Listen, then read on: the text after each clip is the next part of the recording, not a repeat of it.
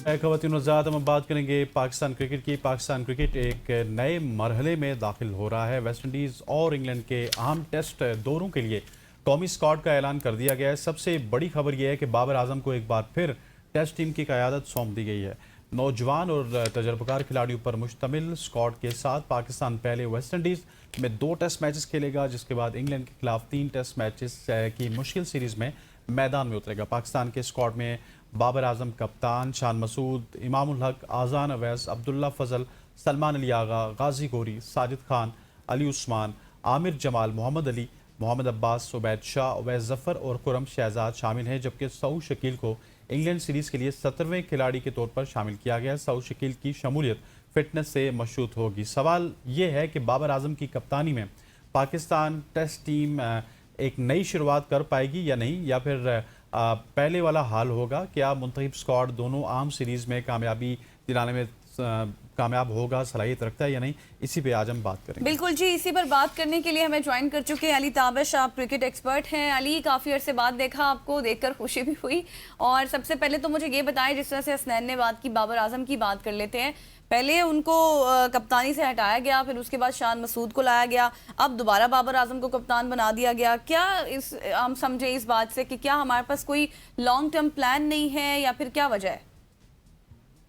बिल्कुल long term plan नहीं है। आई थिंक इसके हम तो बहुत दफा बात कर चुके हैं कि हमें हमारे फ्यूचर प्लान्स वाकई में क्या हैं, हम किसको आगे कहाँ पे देखना चाह रहे हैं, हमारे प्लेयर्स को, हमारी टीम को। हमें नहीं पता इन चीजों का। आइडियली आइडियली जो आपका टेस्ट में सबसे बेस्ट परफॉर्मिंग क्या कहते हैं, आपका क्रिकेटिंग ब्रेन होना चाहिए था, आप उसको कप्तान बनाते। अगर आपको शान मसूद को हटाना था, Shan Masood is still part of the team, Shan Masood is still there, ठीक है। वो किस बात की अक्कासी करते हैं कि एटलीस्ट टेस्ट क्रिकेट में उन्होंने कुछ ना कुछ किया है, कुछ ना कुछ दिया है टीम को। तो अगर आपने उनको रखना ही था टीम में, सिर्फ कप्तानी से हटाना था, तो जो टेस्ट की जिनकी सबसे जबरदस्त परफॉर्मेंस रही है, जो दुनिया जिनको कह रही थी कि ये एक प्रॉपर एक क्रिकेटिंग ब्रेन है और टेस्ट क्रिकेटर भी पूरे हैं, मसला ये होगा कि वो हो गए इंजर्ड।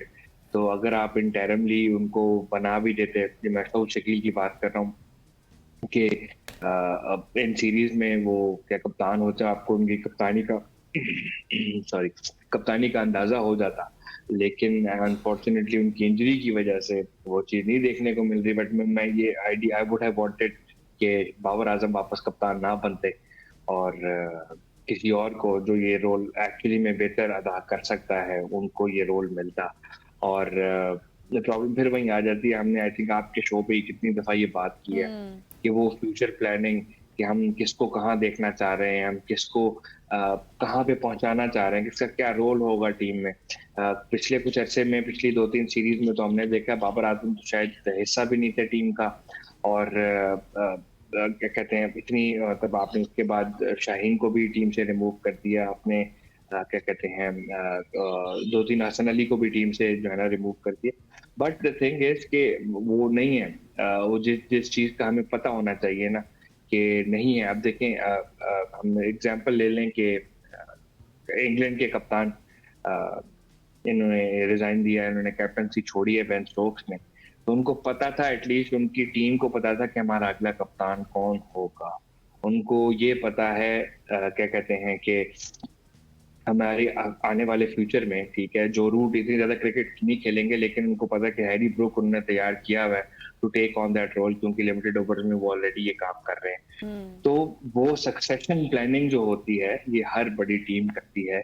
रिकी पॉन्टिंग को पता था कि मैं किसको जो है ना, माइकल क्लार्क को अपना जो है वो दे के जाऊंगा मेंटल, ठीक है। माइकल क्लार्क को पता था कि मैं किसको दे के जा रहा हूँ। वो बीच में हालांकि थोड़ा बहुत ऊपर नीचे हुआ, लेकिन एटलीस्ट बड़ी टीमों को ये पता होता है कि उन्होंने जो है ना, वो हम बात करते हैं कि शम्मा किसको दे के जानी है। तो वो ऐसी कोई सक्सेशन प्लानिंग ही नहीं है। हम 3-3 साल एक बंदे को वाइस कप्तान रखते हैं और पता लगता है जी कि कप्तानी जब देनी होती है, कप्तानी अनाउंस करनी होती है। आई थिंक आप ही के शो में हसनैन के साथ बैठ के हमने ये बात की थी कि जो 3 साल आपने वाइस कप्तान रखा, आपने उसको कप्तान नहीं बनाया, आपने एक अगले बंदे को कप्तान बना दिया क्योंकि आपको वो सही लग रहा था। तो ये चीज ना अंडरस्टैंडेबल है, ना ये ठीक है, ना ये पाकिस्तान क्रिकेट के लिए क्या कहते हैं अच्छा, वो अली, वो adjustment हमारे यहाँ ना वही चीज़ें चल रही हैं जिस तरह पाकिस्तान हमारा मुल्क है, इसमें जिस तरह की पॉलिसीज़ चल रही होती हैं ना, टेम्प्रेरी पॉलिसीज़ होती हैं, टैक्स पूरा करने के लिए लेविज ले ली। इसी तरह से हमारे यहाँ कोरम पूरा करने के लिए हमने बाबर आजम को कप्तान बना दिया। उसकी वजह यही थी कि बाबर आजम की फैन फॉलोइंग इतनी ज़्यादा है कि बड़ी अप्रिशिएट हुआ, वो पोस्ट भी बड़ी ज़्यादा शेयर हुई, लोग बाबर आजम और किंग किंग के जो नारे हैं वापस लगाना स्टार्ट हो गए। सो बस वही है कि जो पॉपुलर सोच है उसके पीछे चले जाओ, बाकी क्रिकेट अगर तबाह भी होती है उसको तबाह होने दो। मतलब इसमें क्या कहते हैं, बहुत सारी चीजें जो उनका फैक्टर जरूर है। एक ये ऑब्वियसली पॉपुलैरिटी एक बहुत बड़ा फैक्टर है। आपके साथ अगर अवाम है तो बहुत सारी चीजें you sweep them under the rug. अगर आपके साथ अवाम हो तो बहुत सारी चीजें वो आपकी वो माफ भी हो जाती हैं, बहुत सारी प्रॉब्लम्स आपके लिए आसान भी हो जाती हैं। बट देन अगेन, अगर आप फिर फेल हो जाते हो, अगर आपसे फिर से परफॉर्म नहीं होगा, तो आप क्या करेंगे आगे से? प्रॉब्लम प्रॉब्लम पाकिस्तानी प्लेयर्स के साथ भी नहीं है। देखें, मैं अगर टीम का हिस्सा हूँ, मुझे कल को पीसी ब्यूटी कहता है कि अली ताबिश तुम कप्तान बन जाओ, मैं तो कहूंगा हाँ यार, मैं कप्तानी का टाइटल क्यों नहीं लगवाऊंगा अपने साथ? हर बंदा चाहता है मतलब बड़ा से बड़ा रोल उसको मिले, बड़े से बड़ा टाइटल उसको मिले। उनकी क्या कहते हैं, हर बंदे की ख्वाहिश तकरीबन ऐसी ही होती है। बट द प्रॉब्लम इज कि हमने ट्राइड एंड टेस्टेड चीजों को अगर बार बार रिपीट करना ही है, तो मतलब आपके सामने है कि then there is no succession planning, there is no future planning. आपका अगला रूट क्या होगा? जो रूट की बात नहीं, अगला मतलब आपने रास्ता क्या अपना, आपने अपने अगला क्या कहते हैं बड़ा प्लेयर कैसे प्रोड्यूस करना है। आपको अक्सर ये भी देखना होता है कि हर बड़ा प्लेयर अच्छा कप्तान नहीं होता। अगर हम लेट्स से कि हम बाबर आजम की प्लेइंग एबिलिटी के ऊपर कोई क्वेश्चन नहीं कर रहे, ठीक है, हम कितने बड़े प्लेयर हैं उसके ऊपर भी क्वेश्चन नहीं कर रहे, लेकिन हमने ये टाइम एंड टाइम अगेन देखा है कि हर वो प्लेयर जो अच्छा बड़ा खिलाड़ी बने, वो बैटर हो वो बॉलर हो, वो अच्छा कप्तान नहीं हो सकता। वो जरूरी नहीं है कि वो बहुत अच्छी चीज हो। अब आप बेन स्टोक्स की एग्जांपल ले लें, कोई बहुत कमाल उनके ना बॉलिंग के फिगर्स है ना उनके बहुत कमाल कोई बैटिंग के फिगर्स हैं, लेकिन ऐसे क्लच मोमेंट्स के ऊपर उन्होंने अपनी टीम को मैचेस जितवाए हैं। ऐसे मौकों पे कि जहां पे इम्पॉसिबल लग रहा था, ऐसे टाइम्स पे जहां पे लग नहीं रहा था कि इंग्लैंड जीत सकेगा, वहां से बेन स्टोक्स ने अपनी टीम को, इंग्लैंड को मैचेस जितवाए, जिसकी वजह से वो as a clutch player, as a crucial part of the team वो खेलते भी थे और माने भी जाते थे और इतना बड़ा उनका हिस्सा भी था टीम के अंदर। तो जब आपका ऐसे आप ऐसी चीज के होते हो ना कि मतलब हमें पता है कि हर मैच में बेन स्टोक्स नहीं परफॉर्म करेगा, लेकिन क्रूशियल टाइम पे जहां जरूरत है वहां पे जरूर करेगा। हमें ये पता होता है, हमने इतने अरसे देखा है कि बाबर आजम अब क्या कहते हैं, बहुत अच्छे लंबे लंबे परफॉर्मेंसेज दिए हैं उन्होंने, कमाल परफॉर्मेंसेज दी हैं। ठीक है, उनको अपनी गेम को अपग्रेड करने की जरूरत थी when it came to T20 और वनडे, थोड़ा सा स्ट्राइक रेट तेज करना था, लेकिन टेस्ट क्रिकेट में भी उन्होंने अच्छी इनिंग्स खेली है। वो 196 ऑस्ट्रेलिया के खिलाफ कौन भूल सकता है। बट द थिंग इज कि जरूरी नहीं है कि हर वो प्लेयर जो अच्छा प्लेयर हो वो अच्छा कैप्टन भी हो। और हम उसका क्या कहते हैं एक काफी नतीजे तो पहले भी देख चुके हैं। अगर ये कहा जाता है कि इनको टेम्परेरीली बनाया है कि हम क्या कहते हैं 6-7 महीने में, क्योंकि ये टेस्ट साइकिल जो WTC का साइकिल तो हमने फिर वेस्ट कर दिया, इसमें हमारा कुछ नहीं हो सकता कि ये टेस्ट साइकिल कंप्लीट कर लें, तब तक हम अपना अगला कप्तान को वाकई में उसको वाइस कप्तान बना के उस साइकिल के लिए रेडी कर लें। हाँ, मतलब ऐसी कोई स्टेटमेंट आती है, ऐसी कोई बात सुनने में आती तो समझ भी आता कि यार हम सलमान अली आगा को तैयार करा रहे हैं कप्तानी के लिए, हम सऊद शकील को तैयार करा रहे हैं कप्तानी के लिए, हम गाजी गौरी को तैयार कर रहे हैं। मतलब वट एवर आपकी जो भी प्लानिंग हो, आपने कुछ प्लानिंग तो की हो कि आपको पता हो कि यार अच्छा ये टेम्परेरी है, हम इसको यहाँ पे, ऐसी कोई चीज हमने नहीं है। हमने आगे क्या करना है टेस्ट क्रिकेट को लेके, हम किस फॉर्मेट में अच्छी क्रिकेट खेल रहे हैं अब तो हमें शायद याद भी नहीं है। ना हम T20 में अच्छा खेल रहे हैं, ना हम वनडे में अच्छा खेल रहे हैं, ना हम टेस्ट क्रिकेट में अच्छा खेल रहे हैं। PSL में अच्छा खेल रहे सर, हम PSL में शानदार जब PSL में बिल्कुल वर्ल्ड नंबर 1 है हम PSL में।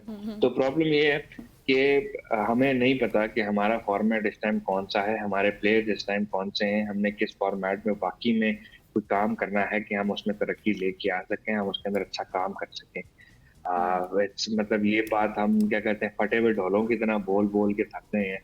यार आप कुछ अपनी फ्यूचर प्लानिंग किसी के सामने रखो तो सही, किसी को बताओ बिल्कुल तो अली, सही आप क्या सही क्या कह रहे हैं, आपको फ्यूचर प्लानिंग नहीं है। अच्छा मुझे फिर ये बताएं कि ये फैसला फिर किस बुनियाद पर किया गया? स्क्वाड में हम देख रहे हैं शाहीन शाह अफरीदी और हसन अली भी शामिल नहीं है, तो आपको लगता है कि सिर्फ कंडीशंस के मुताबिक या फिर ज्यादा रफ्तार पेस रखने वाले जो फास्ट बॉलर हैं उनको तरजीह दी गई है, इस बुनियाद पर किया गया? इत्तेफाक करते हैं आप इस फैसले से?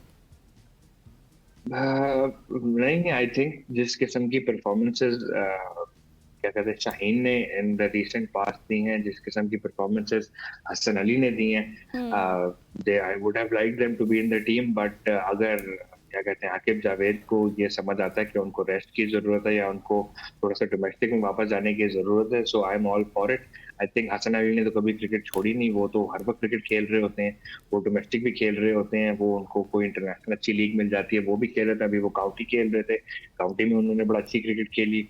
तो आई डोंट, मुझे समझ नहीं आई इस बात की कि ऐसा परफॉर्मेंस, क्योंकि अब हसन अली के साथ थोड़ी सी बैट की परफॉर्मेंस भी आ जाती है, वो आपके साथ शाहीन के पास भी आ जाती है, तो ऐसा स्ट्राइक बॉलर तो आपको चाहिए होता है। तो अगर आपको ऐसा लग रहा है आप उनको बाकी में वर्कलोड मैनेज करना चाह रहे हैं, बाकी में उनको टाइम ऑफ देना चाह रहे हैं, देन व्हाई नॉट। और मतलब आई एम ऑल फॉर इट कि अगर आपको बाकी में उनको उनको काम करने के लिए, अपने ऊपर काम करने के लिए, अपने स्किल्स को बेहतर करने के लिए उनको टाइम ऑफ दे रहे हैं, मैं इस बात से आई एम ऑल फॉर इट।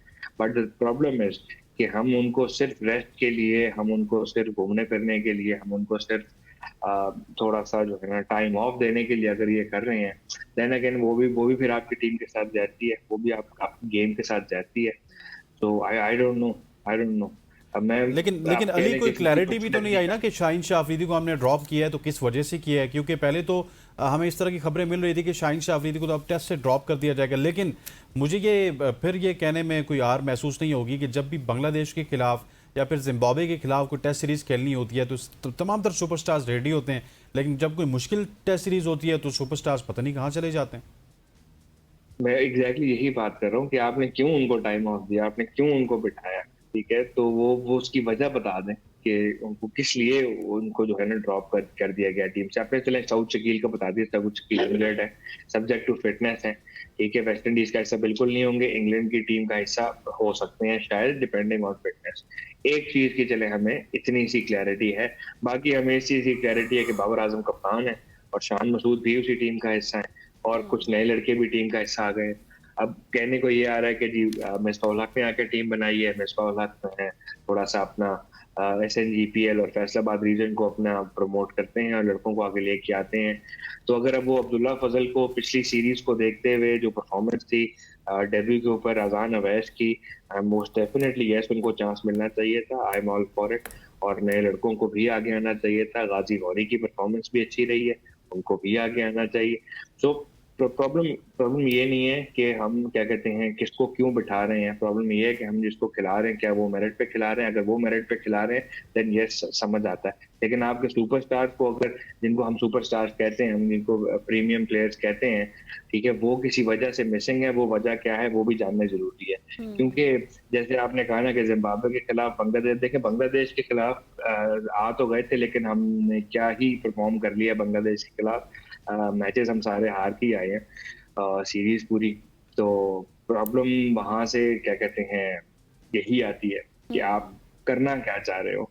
वो मीम देखिए है ना आप लोगों ने कि वो कहना क्या चाहते हो। हाँ। अच्छा अली, तो हम भी यही सोच रहे हैं।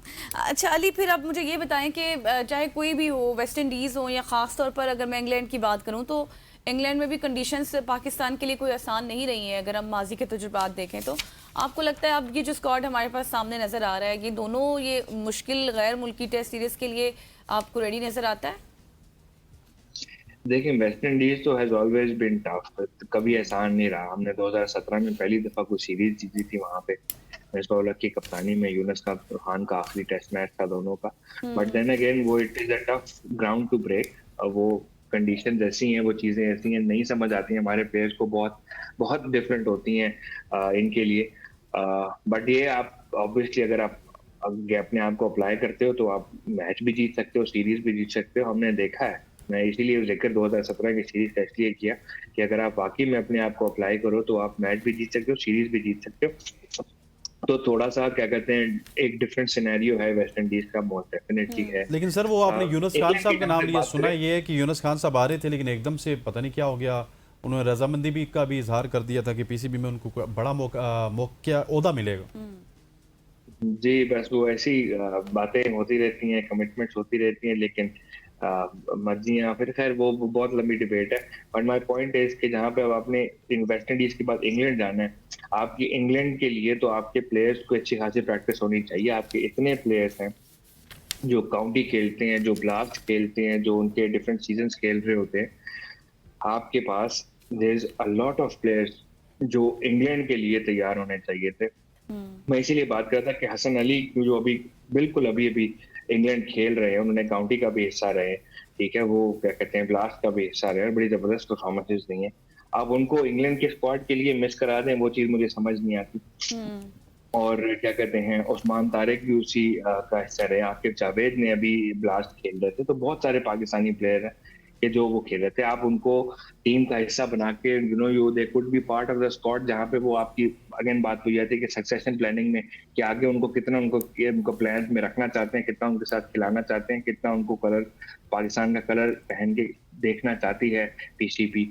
तो ये एक चीज है जिसके हमें क्या कहते हैं हमेशा ही गिला रहेगा, हमेशा ही प्रॉब्लम रहेगी कि आप शान मसूद को तो आपने रख लिया। शान मसूद हमें पता है कि इंग्लैंड के लिए मतलब जो उन्होंने काउंटीज खेली हैं, कैप्टन रहे हैं, परफॉर्मेंसेज उनकी बैटिंग से क्या कहते हैं चार चांद उन्होंने लगाए हैं वहां पे, इसी वजह से वो पाकिस्तान की टीम का हिस्सा भी बन पा रहे थे, कैप्टन भी बन गए।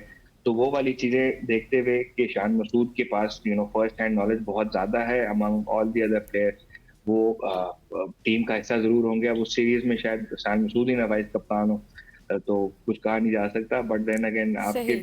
टीम सिलेक्शन कहाँ जा रही है, कैसे जा रही है, कैसे हो रही है,